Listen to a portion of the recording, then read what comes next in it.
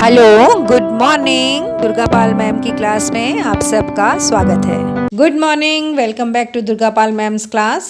आज की वीडियो में हम पढ़ेंगे क्लास 5 वीणा से 9th चैप्टर न्याय, जो कि एक नाटक है। इसके क्वेश्चन आंसर्स पूरा अभ्यास मैं आपको इस वीडियो में कराऊंगी। इस नाटक की पूरी व्याख्या सरल अर्थ में पूरा नाटक मैं आपको ऑलरेडी समझा चुकी हूँ। उसका वीडियो आप दुर्गा पाल मैम की क्लास में सर्च कर सकते हैं। बहुत साधारण तरीके से मैंने पूरे नाटक को समझाया है, नाटक का सार भी बताया है, नाटक का उद्देश्य, नाटक की शिक्षा, सब कुछ मैंने उस वीडियो में बताया है। आप उसे सर्च कर लीजिए, आपको आसानी से मिल जाएगी। वो वीडियो देखना इसलिए भी ज़रूरी है क्योंकि अगर आप उससे पहले देख लेते हैं तो इन प्रश्नों के उत्तर आपको आसानी से समझ में भी आ जाएंगे और बहुत सारे ऐसे प्रश्न होंगे जिनके उत्तर आप खुद ही दे पाएंगे अगर आप एक बार उस वीडियो को सुन लेते हैं तो। चलिए अब इस वीडियो में हम न्याय के प्रश्न उत्तर करते हैं। पहला प्रश्न यहाँ पर दिया हुआ है बातचीत के लिए। जब शाम होती है तो आपको प्रकृति में क्या क्या परिवर्तन दिखाई देते हैं? दूसरा प्रश्न है, क्या आपने कभी किसी पशु पक्षी को बचाया है? जब शाम होती है तो प्रकृति में कई परिवर्तन दिखाई देते हैं। सूरज धीरे धीरे ढलने लगता है और आकाश का रंग नीला से नारंगी लाल हो जाता है। दिन की तेज रोशनी कम होकर ठंडक महसूस होने लगती है। पक्षी अपने घोंसलों की ओर लौटने लगते हैं। हवा हल्की और शीतल हो जाती है और चारों तरफ शांति छा जाती है। आपने देखा होगा जब दिन भर हम लोग चहलकदमी करते हैं, स्कूल वाले स्कूल जा रहे हैं और कॉलेज, फैक्ट्रियाँ, ऑफिस, दफ्तर, दुकानें सब खुली हुई होती हैं, लेकिन जैसे ही शाम होने लगती है चारों तरफ शांति सी फैलने लगती है।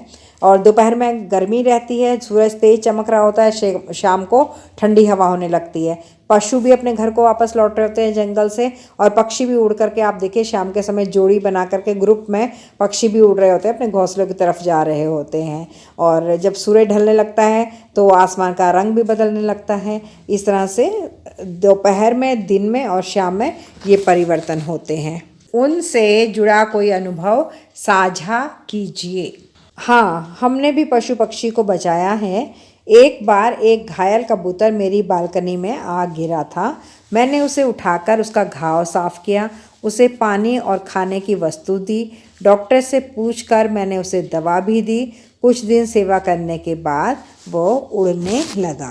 तीसरा प्रश्न है, यदि आप मंत्री के स्थान पर होते तो न्याय कैसे करते? यदि मैं मंत्री के स्थान पर होता तो मैं भी उसी प्रकार न्याय करता जैसे इस कहानी में उस मंत्री ने किया था।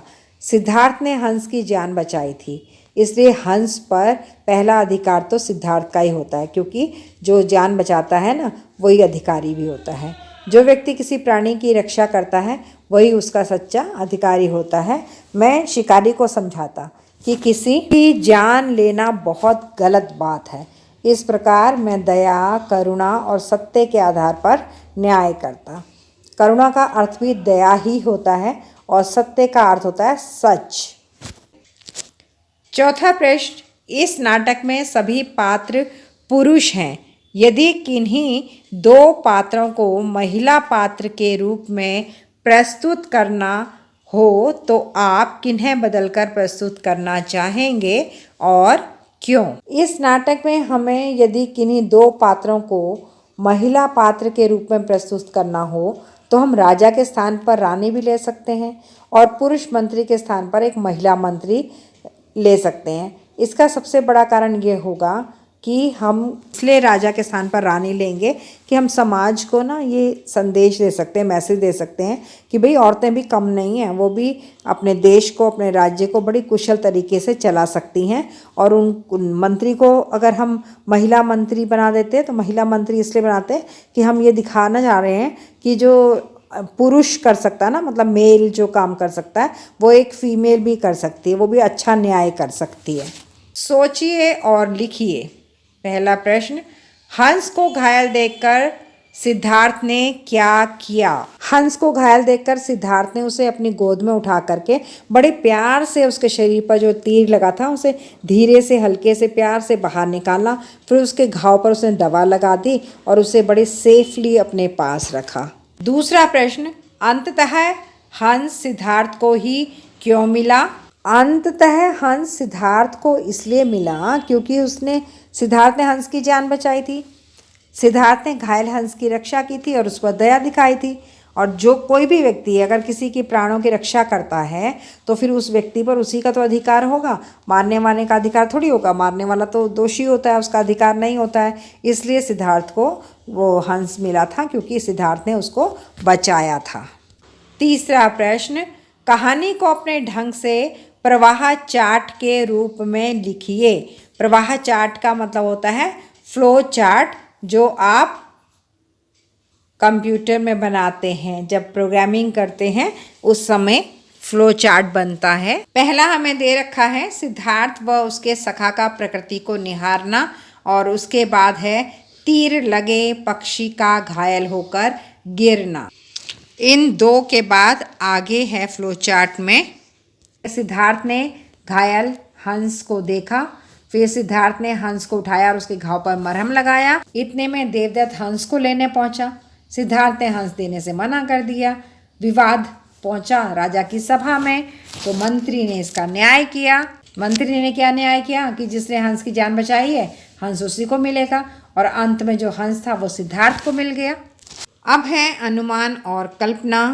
पहला प्रश्न, जिस समय आकाश में हंस को तीर लगा उस समय उसके अन्य साथियों ने आपस में क्या बातें की होंगी? जिस समय आकाश में हंस को तीर लगा उस समय उसके अन्य साथी आपस में इस प्रकार की बातें कर रहे होंगे। मतलब कि जो दूसरे हंस थे आसमान में जो उड़ रहे थे, जब हंस को तीर लगा तो बाकी के जो हंस थे वो ये बात कर रहे थे, हमें जल्दी से भागना चाहिए वरना अगला तीर हमें भी लग सकता है। हमारा साथी घायल हो गया है, काश हम कुछ कर पाते। किसी निर्दयी ने यह तीर चलाया और हमारे साथी को घायल कर दिया। देखो वह एक दयालु लड़के के पास गिरा है, शायद वह उसकी मदद करेगा, काश कोई उसे बचा ले। इस तरह की बातें वो हंस कर रहे। दूसरा प्रश्न, हंस देवदत्त के पास उड़कर क्यों नहीं गया? हंस देवदत्त के पास इसलिए नहीं उड़कर गया क्योंकि देवदत्त ने तीर चलाया था, उसको घायल किया था। हंस उसे पहचानता था। डर और दर्द के कारण हंस देवदत्त के पास नहीं गया। हंस उसी के पास गया जिसने उसकी जान बचाई थी और उस पर दया दिखाई थी। तीसरा प्रश्न, राजा शुद्धोधन ने निर्णय के बाद सिद्धार्थ से क्या कहा होगा? निर्णय के बाद राजा शुद्धोधन ने सिद्धार्थ से कहा होगा, पुत्र सिद्धार्थ, तुमने करुणा और दया का मार्ग अपनाकर सच्चा न्याय किया है। सच्चा वीर वही होता है जो बचाता है, ना कि जो किसी को मारता है। मुझे तुम पर गर्व है और आज के बाद आगे भी सदा सत्य की और करुणा के मार्ग पर, रास्ते पर ही चलना। चौथा प्रश्न, एक रात सिद्धार्थ मीठी नींद सो रहे हैं। उनके सपने में हंस आता है और सिद्धार्थ के साथ न्याय वाले दिन का अपना अनुभव सुनाता है। क्या आप कल्पना कर सकते हैं कि हंस ने सिद्धार्थ से क्या क्या बातें की होंगी? एक रात सिद्धार्थ मीठी नींद में सो रहे थे, तभी उनके सपने में वही हंस आया जिसे उन्होंने बचाया था। हंस बोला, सिद्धार्थ, जब मैं घायल होकर गिरा था तब मुझे बहुत डर लग रहा था। तुमने मुझे प्यार से उठाया और मेरे घाव पर मरहम लगाया और मेरी जान बचाई। सभा में जब निर्णय हुआ तब मुझे बहुत खुशी हुई क्योंकि सच्चा न्याय हुआ। आज मैं सुरक्षित हूँ, ये सब तुम्हारी दया और करुणा के कारण है। हंस की बातें सुनकर सिद्धार्थ मुस्कुरा उठे और उनके मन में संतोष भर गया। पाठ में हंस और हंस शब्द आए हैं। हंस में अनुस्वार का प्रयोग हुआ है, अनुस्वार मतलब बिंदी का प्रयोग हुआ है, और हंस में चंद्र बिंदु का प्रयोग हुआ है। अब आप इस पाठ में आए अनुस्वार एवं चंद्र बिंदु वाले शब्दों को खोजिए और अपनी लेखन पुस्तिका में लिखिए, उनका वाक्यों में प्रयोग भी कीजिए। ये शब्द हैं जो हमारी इस नाटक में आए हैं जिनमें अनुस्वार यानी बिंदी लगी हुई है या फिर चंद्र बिंदु लगा हुआ है। तो यहाँ पर लिखे हैं, रंभा ने हाँ पूछूंगा सुंदर माँ, आंखें सांस, परंतु शांत, मंत्री, मंच, ऊंचा, यहाँ गंभीर। अब इनमें से हमें वाक्य प्रयोग करना है। तो देखिए ये है वाक्य प्रयोग। गांव में गाय के रंभाने के स्वर आज भी सुनाई देते हैं। वह हंस बहुत सुंदर है। और इस नीचे अब सिर्फ अनुस्वार वाले शब्द पहले लिए हैं मैंने। सुंदर, यह बगीचा बहुत सुंदर है। परंतु, वह पढ़ना चाहता था परंतु समय नहीं मिला। शांत, कक्षा में सभी बच्चे शांत बैठे थे। मंत्री, मंत्री ने सभा में न्यायपूर्ण निर्णय दिया। मंच, शिक्षक मंच पर खड़े होकर बोल रहे थे। गंभीर, उसकी आवाज़ बहुत गंभीर थी। अब है चंद्र बिंदु वाले शब्द। पहला है रंभाने, गाय के रंभाने की आवाज़ आ रही थी। हाँ, मैंने खुशी से हाँ कहा। माँ, माँ हमें बहुत प्यार करती है। आँखें, उसकी आँखें चमक रही थी। सांस, दौड़ने के बाद मेरी सांस तेज चलने लगी। ऊंचा, वह पहाड़ बहुत ऊंचा है। यहाँ, तुम यहाँ आकर बैठो। दूसरा प्रश्न है रेखांकित शब्दों के विपरीत अर्थ वाले शब्दों से रिक्त स्थानों की पूर्ति कीजिए। सूर्य का उदय पूर्व दिशा में, और उदय का विपरीत शब्द यहाँ लिखना है। तो उदय का विपरीत होता है अस्त। ख है उसने मारा है परंतु मैंने बचाया है। अगला है इस निर्दोष पक्षी को मारने वाला दोषी है।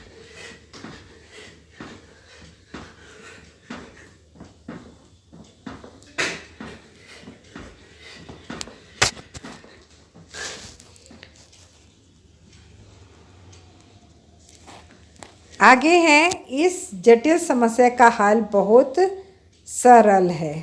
तो ये हो गए। सूर्य उदय पूर्व दिशा से होता है, अस्त पश्चिम दिशा में होता है। उसने मारा है परंतु मैंने बचाया है।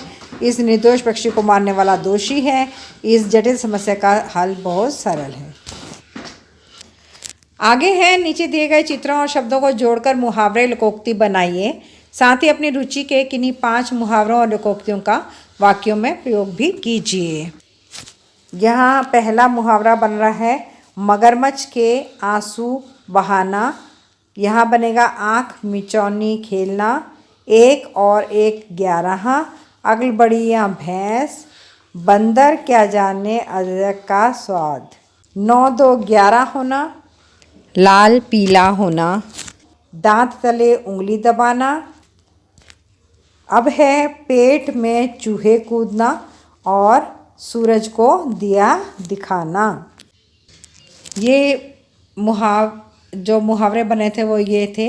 मगरमच्छ के आंसू बहाना, यहाँ मैंने सारे मुहावरे लिख भी दिए हैं। मगरमच्छ के आंसू बहाना, आँख मिचौनी खेलना, 1 और 1 11। अक्ल बढ़िया भैंस, बंदर के जाने अदरक का स्वाद, 9 2 11 होना। लाल पीला होना, दांतों तले उंगली दबाना, पेट में चूहे दौड़ना, सूरज को दिया दिखाना। अब इनके 5 मुहावरों के वाक्य प्रयोग मांगे हैं जो यहाँ पर हैं। सौरभ ने अपनी गलती छुपाने के लिए मगरमच्छ के आंसू बहाए। आज सुबह से ही मौसम आँख मिचौनी खेल रहा है। हम दोनों मिलकर इस काम को अवश्य कर लेंगे। वो कहते हैं ना 1 और 1 11 होते हैं। केवल ताकत से काम नहीं चलता, सोच समझ भी जरूरी है। आखिर अक्ल बढ़िया भैंस। राधिका ने अनमोल चित्र को रद्दी समझकर फेंक दिया। सही बात है, बंदर क्या जाने अदरक का स्वाद। पुलिस को देखकर चोर 9 2 11 हो गया। राघव की झूठी बातें सुनकर पिताजी लाल पीले हो गए। ताजमहल की सुंदरता देखकर लोग दांतों तले उंगली दबाने लगे। स्कूल से आते ही भूख के कारण मानस के पेट में चूहे दौड़ने लगे। अभय जैसे वैज्ञानिक को छोटे छोटे वैज्ञानिक प्रयोग दिखाना सूरज को दिया दिखाने के समान है। पाठ से आगे हंस वाली घटना के बाद सिद्धार्थ देवदत्त को एक संदेश देना चाहते हैं। आपके अनुसार सिद्धार्थ ने देवदत्त को देवदत्त को क्या संदेश लिखकर भेजा होगा। ये है पत्र। प्रिय भाई देवदत्त, तुमने जिस हंस पर निशाना साधकर उसे घायल किया था वो हंस अब बिल्कुल ठीक ठाक है। उस दिन की घटना से हमें ये सीख मिलती है कि किसी भी प्राणी की जान लेना सही नहीं है। दया और करुणा से किया गया कार्य ही सच्चा धर्म होता है।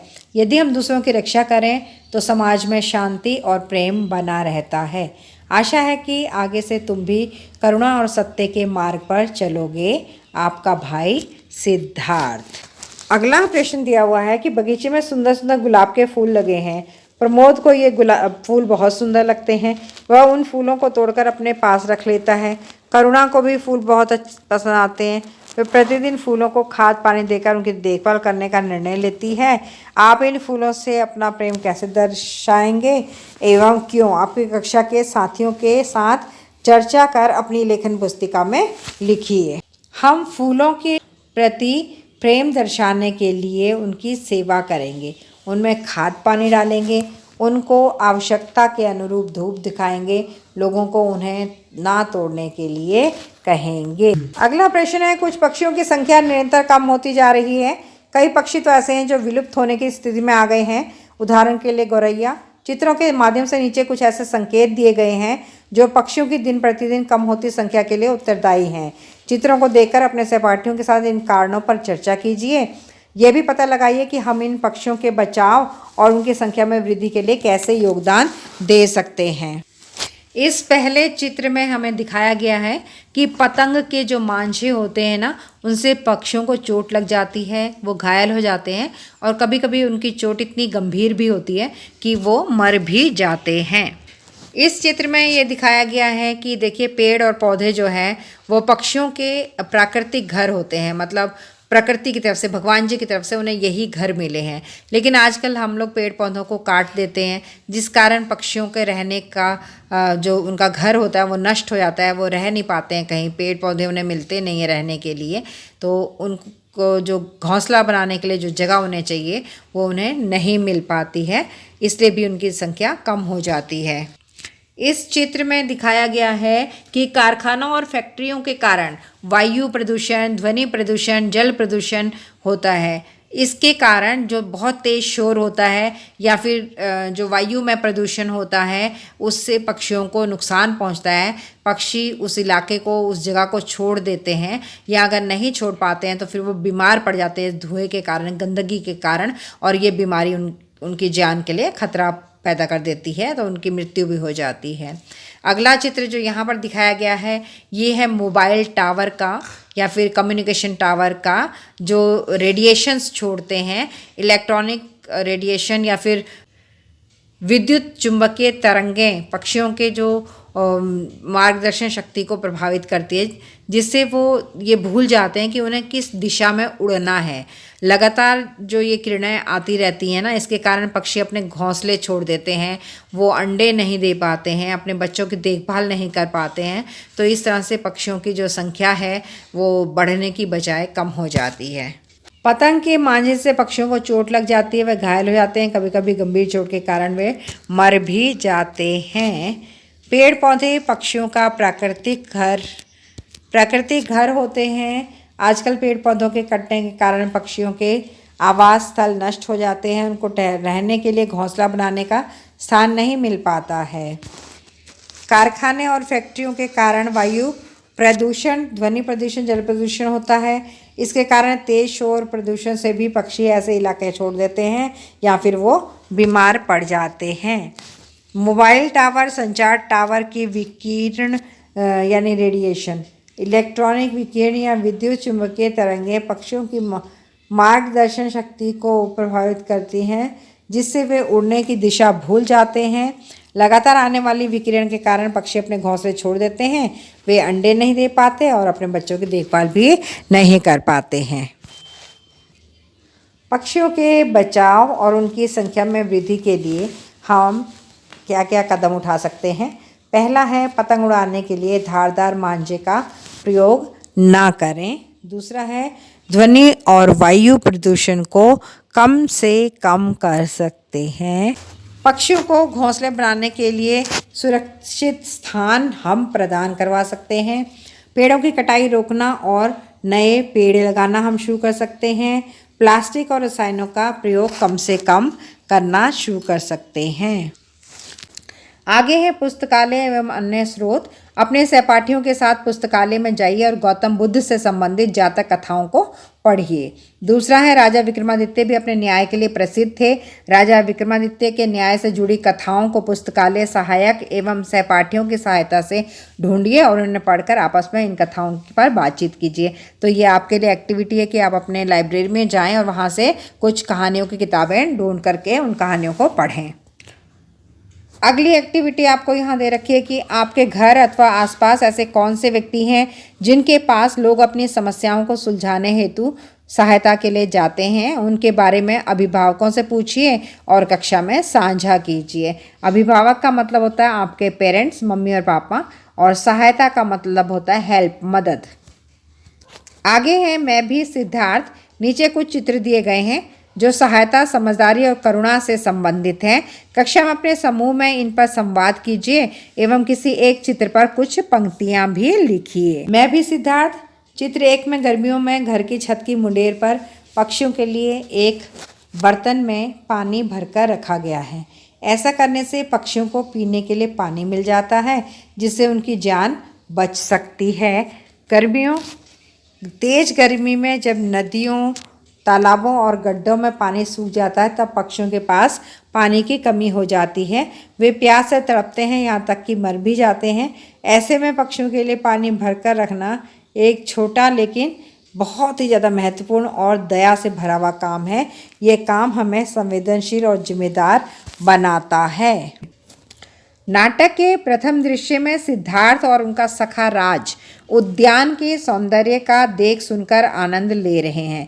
यदि उनका कोई सखा देखने सुनने में असमर्थ होता तो सिद्धार्थ उसे इस आनंद का अनुभव कैसे करवाते, कक्षा में चर्चा कीजिए। प्रश्न को समझ लीजिए पहले कि प्रश्न में ये पूछा गया कि सिद्धार्थ और उनका दोस्त जो बगीचे में खड़े होकर बातें कर रहे थे वो दोनों देखते थे, उनके पास आंखें थी, वो देख सकते थे। अगर ऐसा होता कि सिद्धार्थ के पास ऐसा मित्र खड़ा होता जिसकी आंखें नहीं है, जो देख भी नहीं सकता है और सुन भी नहीं सकता है, तब फिर सिद्धार्थ उसे कैसे बताते कि ये बगीचा इतना सुंदर है, खूबसूरत है, या वहाँ कौन से फूल खिले हैं। ये सब चीज़ें वो सिद्धार्थ अपने ऐसे मित्र को कैसे बता पाते, ये आपने चर्चा करनी है। यदि सिद्धार्थ का कोई सखा यानी कि उसका फ्रेंड, मित्र देखने और सुनने में असमर्थ हो तो सिद्धार्थ उसे उद्यान यानी बगीचे के सौंदर्य यानी सुंदरता के खुशी का अनुभव इस प्रकार करवाते, मतलब कि उसे बगीचे की खूबसूरती से जो खुशी होती ना, उस खुशी का अनुभव वो कैसे कराता है कि पहला है स्पर्श के माध्यम से उसका हाथ पकड़ के वो फूल की कोमल पंखड़ियाँ ठंडी घास से उस दोस्त का हाथ छुआ देता। सुगंध के माध्यम से रंग बिरंगे फूलों की खुशबू को उस दोस्त की नाक के पास ले जाता, फूलों को कि सूंघो इसे, तो वो स्मेल करता। जब दोस्तों से पता चलता कि वाह हम बगीचे में बहुत खूबसूरत खुशबू भी आ रही है। कल्पना के माध्यम से शब्दों के द्वारा बहुत सुंदर वर्णन करते जिसके कि सखा अपने मन में चित्र बना सके। अगर वो सुन भी नहीं सकता है तो उसे चित्रों के माध्यम से भी समझाया जा सकता था। यहाँ है मेरा पक्षी। अपने अभिभावक और शिक्षक की सहायता से निम्न चित्रों को देखते हुए अपने लिए कागज़ का एक पक्षी बनाइए। ये आपको दे रखा है कि इस तरह से आपको ये स्क्वायर पीस ऑफ पेपर लेना है, फिर उसको ऐसे फोल्ड करना है। तो किस किस तरह से आप उसे फोल्ड करते जाएंगे और आपका एक पक्षी तैयार हो जाएगा, वो यहाँ पर दे रखा है। इस तरह से आपको अपना एक पक्षी तैयार करना है। तो ये था आपका चैप्टर 9 क्लास 5 वीणा चैप्टर 9 न्याय नाटक के प्रश्न उत्तर। मैंने पूरा अभ्यास आपको करा दिया है। वीडियो के अंत में आकर अब आपको करने हैं 4 काम। लाइक का बटन दबाना है, अपने किसी भी 2 दोस्तों के साथ इस वीडियो को ज़रूर शेयर करना है। दुर्गा पाल मैम की क्लास को सब्सक्राइब नहीं किया है तो अभी के अभी कर लीजिए प्लीज़, और बेल आइकन को दबा दीजिए। अगले चैप्टर के क्वेश्चन आंसर्स का वीडियो जब मैं अपलोड करूँगी तो आपके पास नोटिफिकेशन पहुँच जाएगा। अब चलते हैं, मिलेंगे अगले वीडियो में अगले चैप्टर के साथ। तब तक के लिए tata, bye bye and love you all. Thanks for attending Durga Pal Ma'am's class. Please like, share, subscribe and don't forget to leave a lovely comment. Thank you.